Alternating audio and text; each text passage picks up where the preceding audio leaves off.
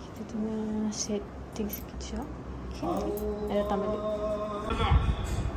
Ya ibadallah, ittaqullah. Kita tengok my sister tengah baca air. Apa sih? Teh ais. Dia tarik. Itu memang lah. Nak bagi ni. Ada tu. Apa daging lembut dah tak ada. Lepas tu mak buat apa tau?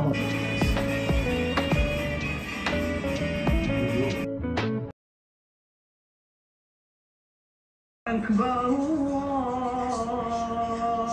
Akbar. Gaji. Apa tu?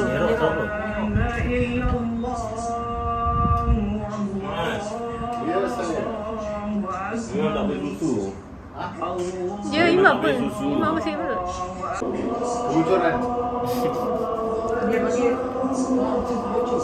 Cuma ini je yang aku suka.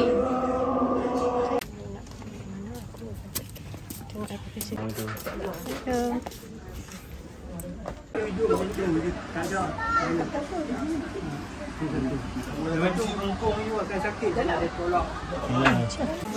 Dia haulah. Okey. Bukan nak ada senang tu je. Awal ni sikit. Dah 7.5 ni dekat. Awal. Dapat balik.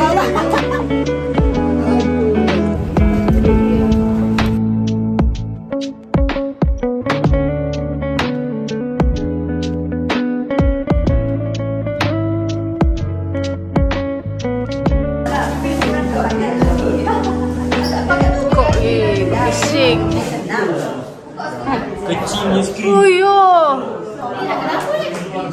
Dia takut dia tinggal cari Cristiano Ronaldo.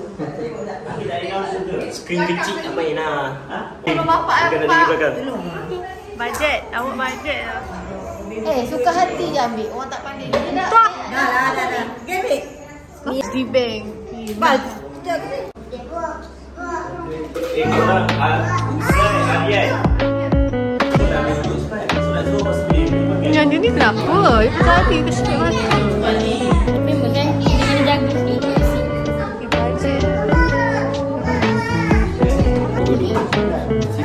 Sini air nak panas.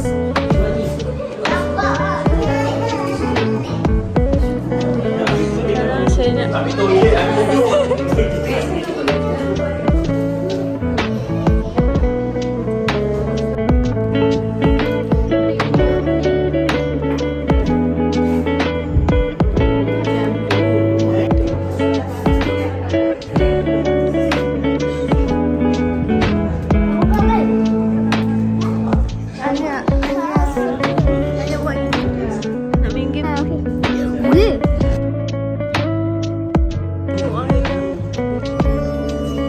Dah habis. Kalau you mahu sudah habis.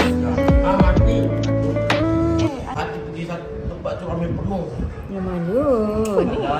Sudah berapa lama kakak jual ini aiskrim? Sudah setahun ya. Oh itu pembantu ya? Pembantu dari Taiping. Hai, kau ingat ke daripada Jakarta? Jogja Jogja. Boleh jadi juga lah. Tapi kita nak cover, kita cakap dari Taiping. Kok belah begitu aja? Nak ambil air. Thank you, Dek.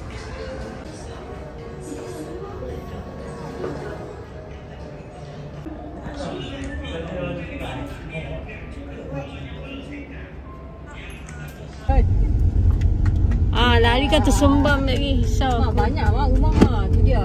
Pilih mana nak.